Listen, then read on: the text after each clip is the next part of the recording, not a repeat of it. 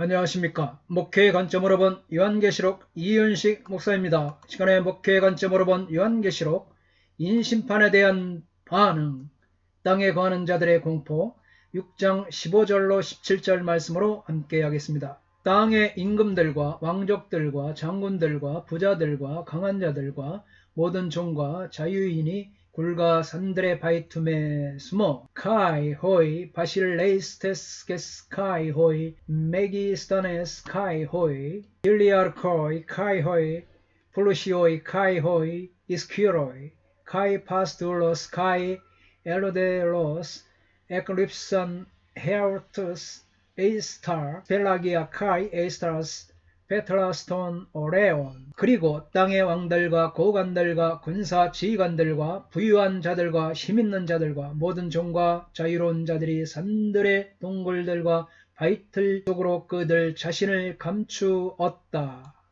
인심판에 대한 반응입니다. 첫째 부류는 땅의 임금들 이들은 로마 황제를 가신이 되어 섬긴 왕들을 가리키는 기본 용어입니다. 이들은 하나님과 하나님의 백성을 대적하는 땅의 통치자들입니다. 둘째 부류는 왕족들입니다. 왕의 의미를 수행하고 정부를 움직이는 왕실의 관리들을 말하고 있습니다. 셋째 부류는 장군들입니다. 이들은 1000명의 군인들을 통솔하는 군단의 사령관들입니다. 넷째 부류는 부자들입니다. 이들은 가이사보다 훨씬 더 큰 영향력을 갖고 로마 제국을 움직인 이 부자 가문들을 가리키고 있습니다. 재벌들, 부자들, 그러니까 재벌들 말하겠죠. 오늘날에. 다섯째 부류입니다. 이들은 강한 자들로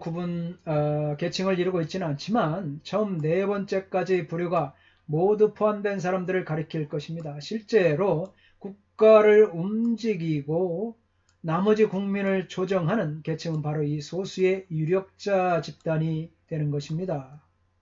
마지막 부류는 모든 종과 자유인입니다. 이들은 고대 세계에서 가장 많은 사람들 속에 속해 있는 계층입니다. 그래서 요한의 시각적인 묘사는 이사야가 주의 날을 사람들이 여호와에 대한 두려움으로 인해 동굴과 바위 틈에 들어가서 피할 곳을 찾게 되는 날로 묘사한 것으로 반영하고 있습니다. 아담과 하와가 스스로를 하나님의 존전으로부터 감춘 날부터 창세기 3장 8절 죄책감은 사람들을 하나님을 피해 다니는 도망자로 만들었습니다. 그러나 이제는 더 이상 숨을 곳이 없습니다. 하나님의 심판의 때에 자신의 통치하는 권세에 반역한 모든 자들을 대면하실 것입니다. 16절입니다. 산들과 바위에게 말하되 우리 위에 떨어져 보좌에 앉으신 이의 얼굴에게서와 그 어린 양의 진노에서 우리를 가리라. 카이, 레구신, 오레신 카이, 타이스, 베트리아스, 페세테, 엘, 헤마스 카이, 그롭사테, 헤마스 아퍼, 프로소포트, 카데메누, 에피투, 누르노, 카이, 아포테스, 오르게스트, 아르니우. 그리고 그들이 산들과 바위들에게 말한다. 너희는 우리 위에 떨어져라. 그리고 너희는 보좌 위에 앉으신 분의 얼굴에서부터 그리고 어린 양의 진노에서부터 우리를 감추라. 그들은 산들과 바위 위에서 자신들 위에 떨어져 보좌와 성부의 심판과 어린 양의 진노로부터 숨겨달라고 간청을 하고 있습니다. 우리 위에 떨어져. 이 단어는 부정과거형입니다. 이 부정과거형으로 쓰여 있습니다. 지금 당장 떨어져라! 긴급함을 나타내고 있는 단어입니다. 이는 10절에 순교자들이 하나님과 신원하는 것과는 대조적으로 도움을 받을 수 없는 무생물들에게 호소하는 비참함을 보여주고 있습니다. 하나님의 진노는 두려운 것입니다. 어린 양의 진노는 역설적인 표현으로 본서에서 유일하게 언급되고 있습니다. 그래서 페세테, 앱, 헤마스, 이 페세, 우리 위에 떨어져. 아주 진노의 역설적인 표현으로 본서에서 유일하게 언급되고 있습니다. 그들이 진노의 큰 날이 이르렀으니 누가 능히 서리요 하더라. 호티 엘덴 해, 헤메라 해, 메갈레 테스, 오르게스 아우톤, 카이 티스, 듀나타에 스타덴나이. 왜냐하면 그들의 진노의 큰 날이 왔기 때문이다. 그리고 누가 설 수 있는가? 진노의 큰 날을 보겠습니다. 주님의 재림이다. 최후 심판의 날이다. 세상 끝날이다. 심판의 날이다. 대심판의 날, 진노의 날, 주의 재림을 가리키는 다른 표현의 말. 이처럼 학자들의 견해가 이와 같습니다. 6절로 17절에서 이미 종말에 들어가 있고 여호와의 날은 최종적인 심판과 역사의 종말로서 사실상 이미 시작되었습니다. 신적 진노가 역사 속에 마지막으로 등장했다는 사실로 인해 제기되는 자연스러운 질문은 이 심판에 누가 설 수 있느냐는 것입니다. 하나님의 전능하심이 승리하고 땅에 거하는 자들은 아무 힘도 쓰지 못할 것입니다. 할렐루야! 그리스도인들은 땅 위에서 단지 순례자일 뿐입니다. 하지만 땅에 거하는 자들은 이 세상의 물질적인 불의, 거짓 종교, 도덕적 오염과 함께 이 세상에 본향을 두고 있습니다. 이것이 큰 차이가 있는 것입니다. 땅에 거하는 자들은 이런 것을 자기들의 신으로 삼았습니다.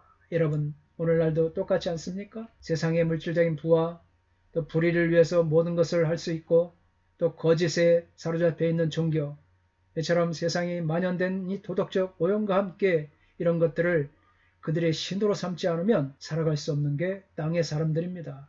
그러나 이 순례하는 그리스도인들은 그렇지 않죠. 그래서 이들과 순례하는 그리스도인들과 달리 땅에 거하는 불경건한 자들은 현재의 세상 질서에 안주하고 세속적인 안전을 의지합니다.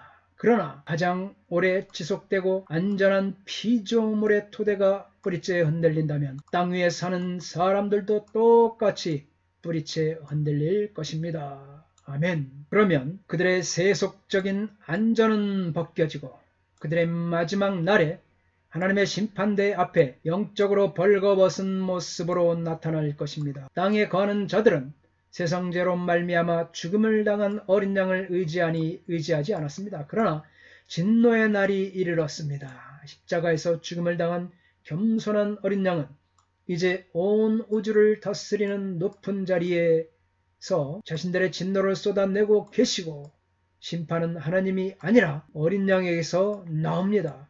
그 이유는 어린 양이 자기 백성을 사랑하실 뿐만 아니라 자기 원수를 공정하게 심판하시기 때문입니다. 주님을, 어린 양 예수 그리스도 주님을 찬양합니다.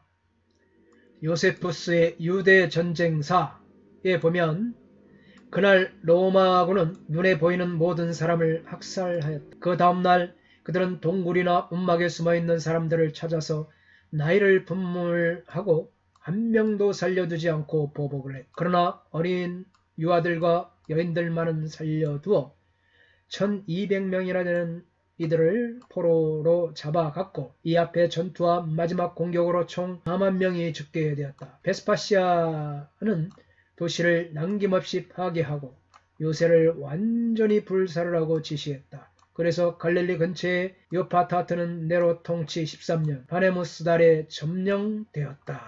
이렇게 기록되어 있습니다. 그 누구도 마지막 하나님의 심판이 임할 악인들은 이렇게 처참한 지경에 빠질 것이다. 아무도 하나님의 심판을 견디거나 저항할 수가 없습니다. 공감복음에 나오는 재앙과 일곱인의 재앙을 비교를 해보겠습니다. 마태복음 24장 1절로 31절 난리가 나죠. 마가복음 13장 1절로 25절도 마찬가지입니다. 누가복음도 난리와 소란이 나고 있습니다. 일곱인의 재앙 6장 보면 세계적인 정복 흰말이죠. 세계대전이 일어나고 마가복음, 누가복음 일곱인의 재앙 6장에 전쟁과 내란이 일어납니다. 붉은 말, 마태복음 흉년과 배고픔, 마가복음, 누가복음 큰 지진, 대지진, 일곱인 재앙 검은 말이 나오면서 흉년과 기근이 들죠.